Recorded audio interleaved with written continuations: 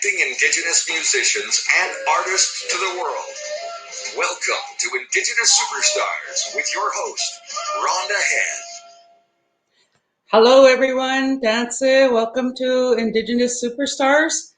I'm coming live on location in Winnipeg, Manitoba. I'm here for some doctor's appointments and keeping safe here, wearing my mask when I go out into public, and yeah, just trying to keep safe and healthy while I'm here in Winnipeg. I just want to remind people that we're streaming live on my Facebook page, personal page, on the Indigenous Superstar page, on my fan page, on Twitter, and on the YouTube channel. What did we do? This week was a really intense week for me, and we completed the Indigenous Emerging Artists Mentorship Intensive Program in Gimli, Manitoba.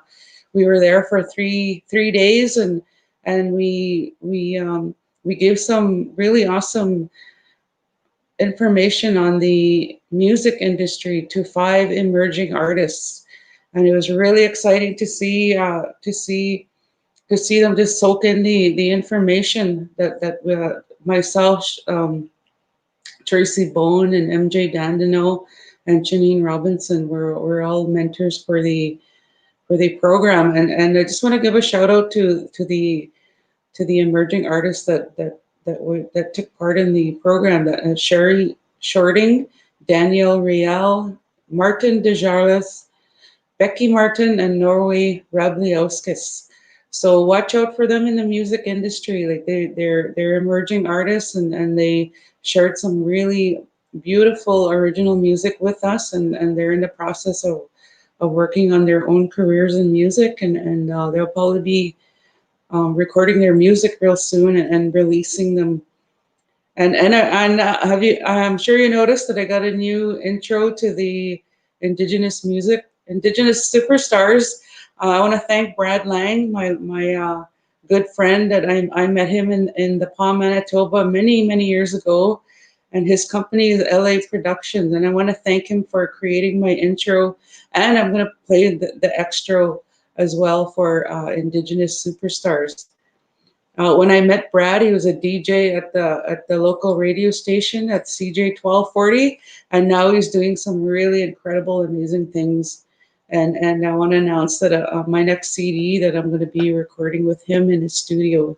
He has a real fantastic studio here in Winnipeg. So I had a meeting with him today, and it was great to catch up with him and visit with him, and really happy that he did my intro and my extra for Indigenous Superstars. So thank you, Brad. It was great to see you. Tonight we have a really awesome guest. He had a real amazing journey in music, and I'm really happy that he's part of our music show tonight. Jarrid Poitras. He's originally from St. Paul, Alberta, and he is an award-winning singer-songwriter. Growing up, Jarrid followed his dad, Rolly Poitras, around the country band County Express. So most of his childhood weekends were spent backstage at talent shows, weddings, music festival, or just about any other community event one can think of. There was no shortage of musical influence around him, and every family member owned a guitar or fiddle in the house, and they were always ready to play and ready to sing. There was always a love and affinity for country music, and as time went on, Jarrid found himself listening to new country artists like Luke Bryan, Jason Aldean, Dierks Bentley, and Dean Brody. So he picked up an acoustic and began to emulate the sounds of the new country. Although Jarrid has not received any formal vocal training, music lessons, or guitar lessons, he decided to write his own music, and then he auditioned his original music for a showcase called Voices of the North. Jarrid decided to relocate to Saskatoon, and there he pursued his love for music and was quickly recruited to join the Saskatchewan Country Music Association and Sask Music. Ladies and gentlemen, please welcome Jarrid Poitras. Oh, Hey, Nancy. hey. Fancy. How are you? Good. Thank you for having me on your show. I really appreciate it. I'm really glad you're on the show. I read your bio and some of um, the stories you have on your website, and it was really awesome to read all this stuff and how your career built from following your dream and your passion. And I also wanted to mention that we were talking earlier, and you have a relative on my First Nation of Opaskwayak Cree Nation. You said your uncle is Edwin Jeb. Edwin Jeb. Yeah, that's right. Yeah, that's cool. He's a counselor on my reserve. Oh, okay. Cool. Yeah, yeah, yeah. Yeah. So I'm going to ask you a couple of questions, Jarrid. How did you? I know we read a little bit about your bio about your family being in music, but so how were you inspired to get into music? Inspired to get into music. Well, I was always the shy person when it came to music. I started off with like karaoke and building up my confidence that way, and playing guitar, at friends' places and around the campfire, like most people started off. And then it was a couple of open mics. My girlfriend, my wife now, told me to go to, and it was there that I found my confidence. And when I auditioned for a show back in 2015 called Voices of the North here in Saskatchewan, I really had to bring my best. So when that showcase happened, it really brought a lot of confidence and a lot of affinity and love for music. And growing up within a musical family, I was pushed to kind of do talent shows and follow my dad around. So I didn't like getting pushed into music, but as time went on, I found myself loving being up on stage and just being able to perform in front of people. It didn't matter if it was 10 people or at Voices of the North, it was a couple hundred, right? So that's how I basically got my start. That's awesome. Could you tell us a little bit more about Voices of the North? Yeah, Voices of the North is a showcase, but it's been going on for the last, I'll say, 25 years roughly. And what it is, it's an Indigenous showcase here in Saskatchewan that highlights all the best talent right across the province. And it's an annual event followed by a cabaret. And it happens every February in Prince Albert, Saskatchewan during their winter carnival. So it's just a place where people can go and audition and showcase your talent, and that's basically where I got my start in music, was there. That's awesome. So with that, I'm going to give you the screen, and we're going to hear a song from you. Song, all right. This first one is kind of like a tribute to my hometown, St. Paul, Alberta. It was a small farming town. There really wasn't too much for us to do, so um, this song will tell you the story of what it was like growing up in a small town, and that's basically what the song is called, "The Small Town." So hope you guys like it.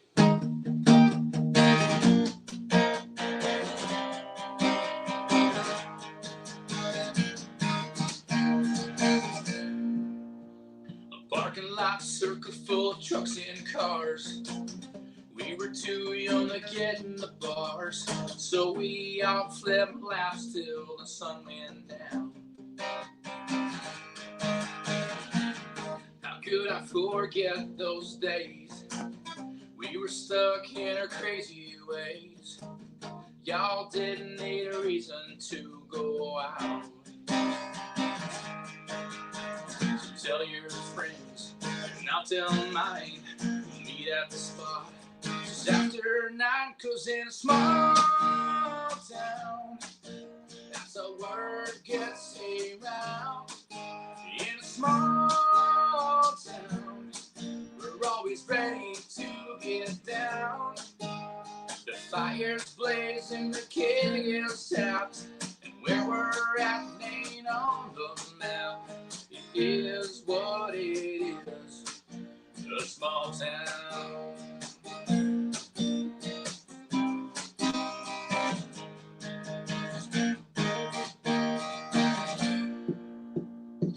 Call the girls and I'll call the boys. We got a mud pit, go grab grab the toys. No worry inside, we'll grab that tractor too.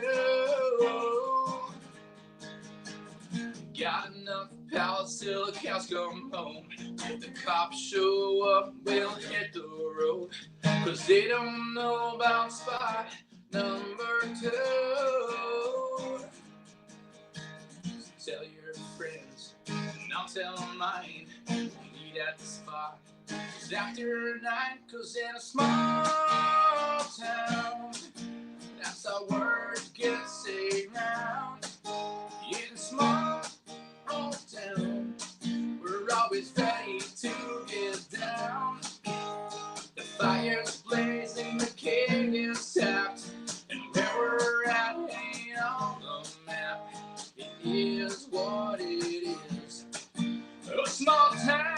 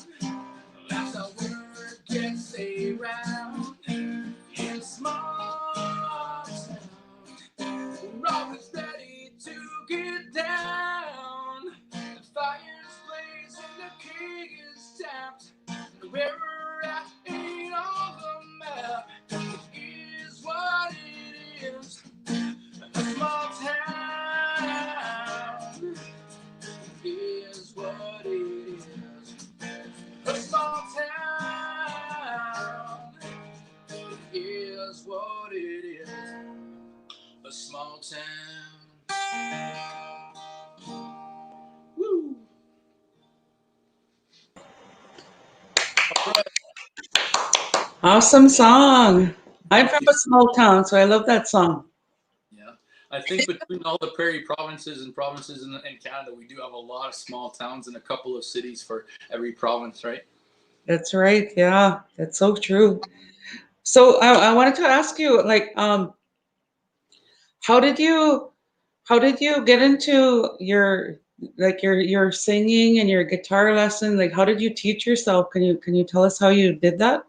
Yeah, singing, I used to listen to the radio or a CD and I'd plug my ear and listen to myself. Like, you know how power singers, they'll plug their ears so they can hear themselves better. I saw that and I was like, hey, why do they do that? So I asked my brother-in-law, who was in Northern Korea at the time, I said, why do you plug your ear? And he goes, well, it's to hear yourself. And I go, okay. So I kind of learned that growing up. So that's how I taught myself how to sing. So I would emulate singers. And if I could sound as good as they could on the radio or even half as decent, I know I had something. So that was the tough part. So basically, I taught myself how to sing just by plugging my ear and singing along to the radio and also listening to my dad. Like, my dad's probably my biggest musical inspiration just by listening to him.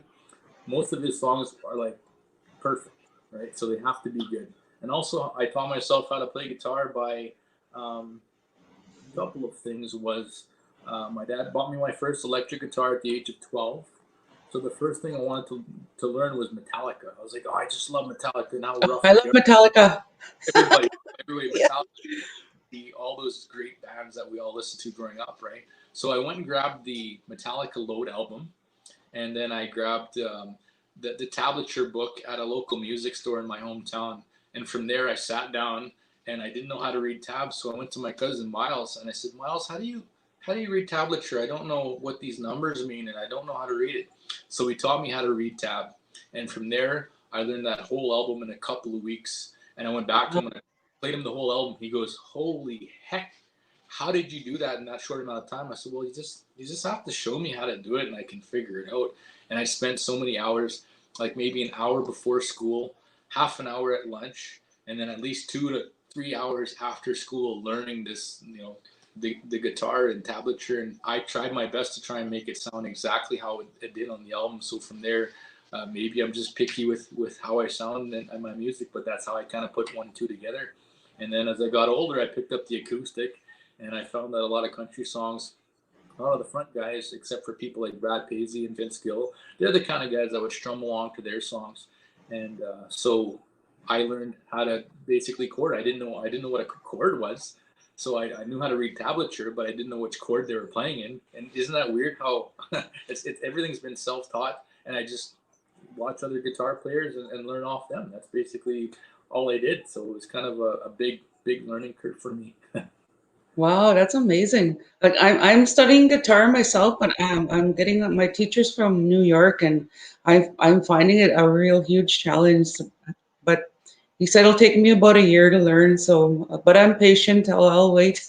I don't think I can learn Metallica in a month though, like you did. So what I want to ask you about your singing too, like once you started getting to learn the tones and how to sing, how did you stop plugging your ear?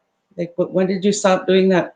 I stopped plugging my ear at karaoke because I would go close to the speakers and I'd be able to hear myself, right? And sometimes they would have a monitor there, and from there, if I was in tone, I would stop plugging my ear, and I just learned to trust my tone.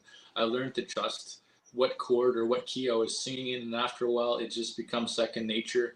And sometimes most people they'll start off a song and they're not quite in key until about a little ways through the first verse. You know what I mean? So Right. for Yeah, I'll strum the first chord, make sure I'm in key basically. that's awesome. Mm. Good for you. That's so cool. So I wanted to ask you, can you tell us about the awards and nominations that you received? Yeah, I only have one songwriters award, and that one's for that song I just played, "Small Town," and that was in 2018. I did a radio audition called radio station in Regina is called CKRM, and they have an annual event where musicians can sign up and submit their music to the radio station. Then they pick 20 people or so to go audition down in Regina, and it was there that I got to audition for the main stage at Craven. And this picture right here behind me, that was on the main stage at Craven. So I'll get to that story in a little bit, but that's the only songwriting award I have. But it was for that song "Small Town." And when I auditioned, I said, "What am I going to play? Should I just play all original music, or should I throw in a cover? I don't know what they're going to like." So I did two original compositions and one cover, and I ended up taking. It was would have been second place, third place, something like that. So there's only three of us allowed. There was an Emerald Green duo, myself, and Taylor Toluchuk. She's from Regina. That got to make the main stage at Craven. So the afternoon show at Craven was awesome. It was very windy that day, and we actually got right in the middle of my first song.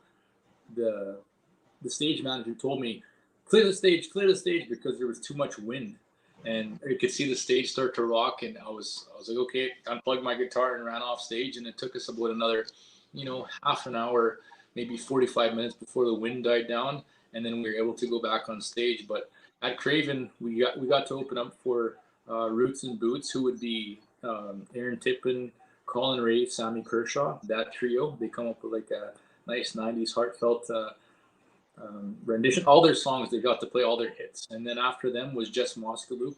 She's a local Saskatchewan country music artist and also a Canadian country music artist. And then after her was Midland. And I no doubt I got to open up for Luke Bryan. So that was one of my biggest, and that was this picture right here. That one was on That's that awesome. stage at Craven, and that was an absolute dream come true. I guess so. That's so incredible.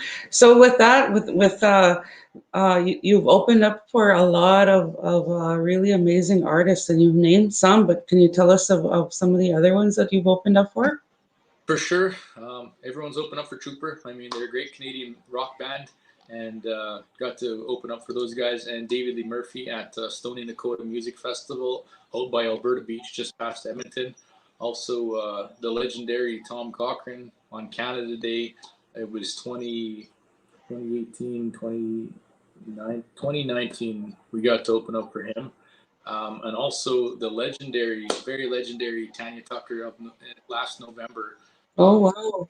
19, we got the call to go open up for her at kind of my home community, River Cree in Enoch First Nation by Edmonton there. So that's been, a few names I could drop, and also other names, like I've shared music festivals with people, and shared the stage with a lot of big Saskatchewan bands, and your Winnipeg boy Don Amaro, I love him. I've been watching him on YouTube for many years, and I absolutely love and look up to. He's doing really phenomenal things in music right now. So that's one guy I look up to. That's awesome. Yeah, Don is amazing too. Don Amaro. He's great. I got to get him on my show yet. He's so busy all the time. I'll word So for you. can you tell us about your upcoming EP that you're going to release? It's already been released as of June. Okay. Yeah, so that's kind of where I'm at right now. It's a 5-song EP, and what it is just a basic composition of original songs that I released during this pandemic. Like I was gonna do a full album, and I was like, man, if I do a full album, it's gonna be a little bit longer. You know what? During this whole COVID-19 thing, a lot of people were at home listening and wanted to do something. So I noticed my traffic on my fan page started going up by percentages. I'm like, hey, if people are listening to music right now instead of being, in their everyday busy lives, why not release music right now? So that 5-song EP I released has a song I wrote back in the day called Country Girls. Small Town is on there, the song I just played. My new single, Up on Stage. That one was the top 5 most downloaded songs out of all of Canada back on May 28th, 29th, something like that. Wow, that's incredible.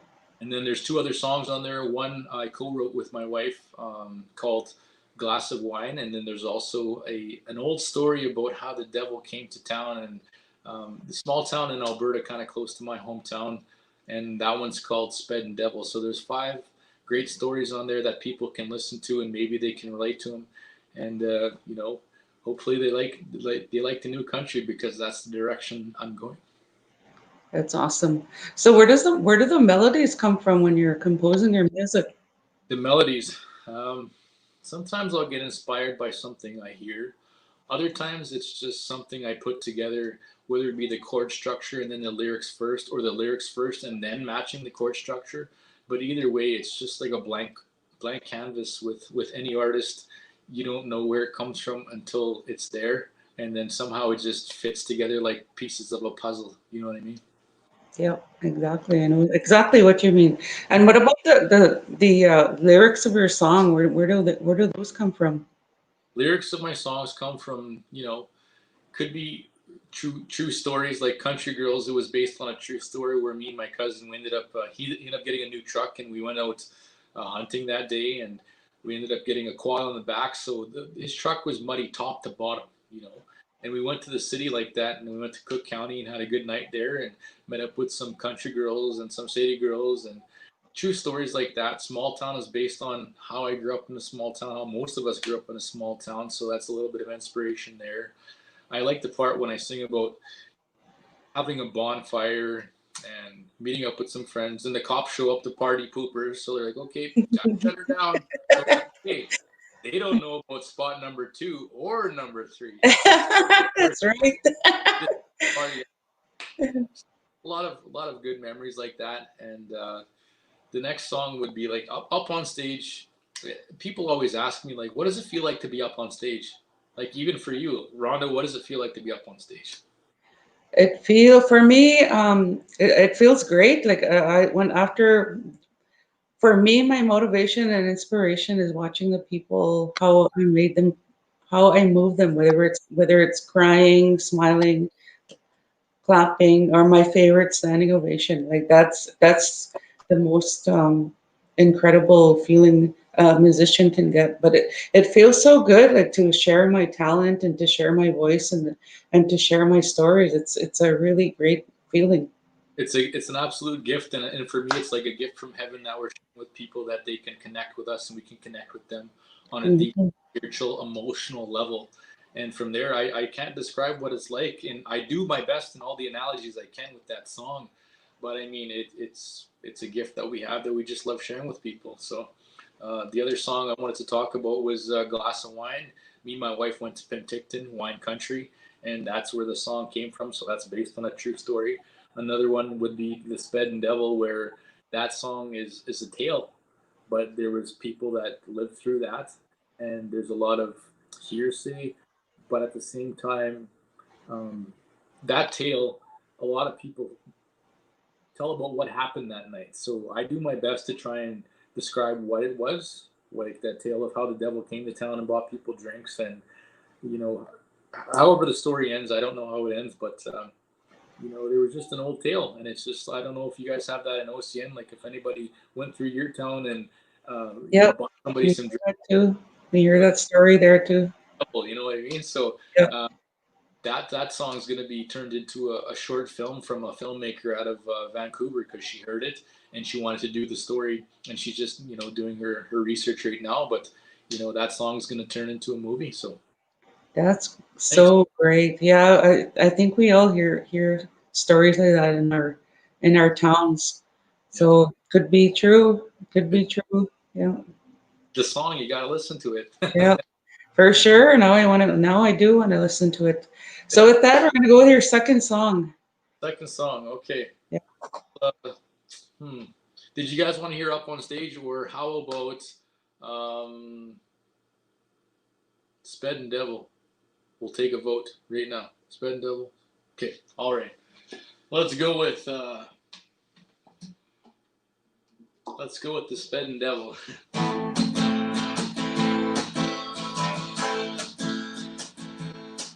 There was a man all dressed up like the black of the night. With his cowboy hat turned down, you couldn't see his eyes. There was a clink by the sound of his hooves. Some say he even looked like he moved. The day the devil had come to town, yeah.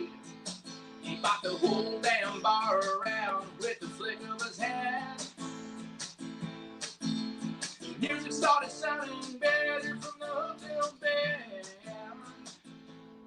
There was a fiddle playing not in loose. Nobody could see his boots. The day the devil had come to town, yeah. And who he was, nobody really knows. Maybe he was there to collect all their souls. Beer flowed like a river and the smoke got thick. They're all going down. The day the devil had come to town, yeah.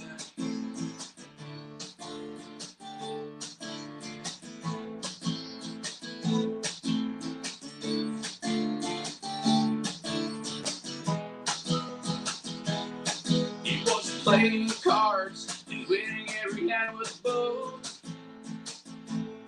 Some thought he held cards under that black trench coat.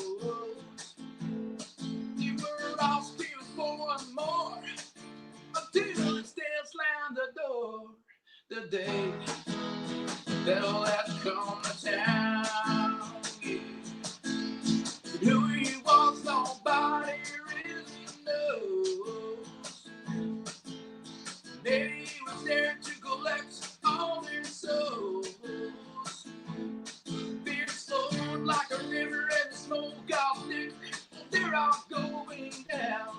The day the devil had come to town, yeah.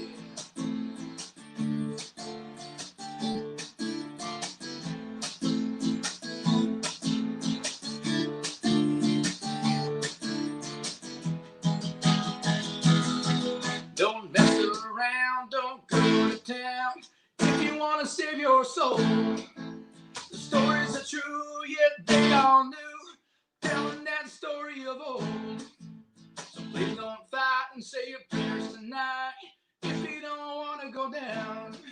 The day the devil had come to town, yeah. And who he was, nobody really knows. Maybe he was there to collect all their souls. Beer flowed like a river and the smoke got thicker. They're all going down. The day the devil had come to town, yeah. The day the devil had come to town. One more. The day the devil had come to town.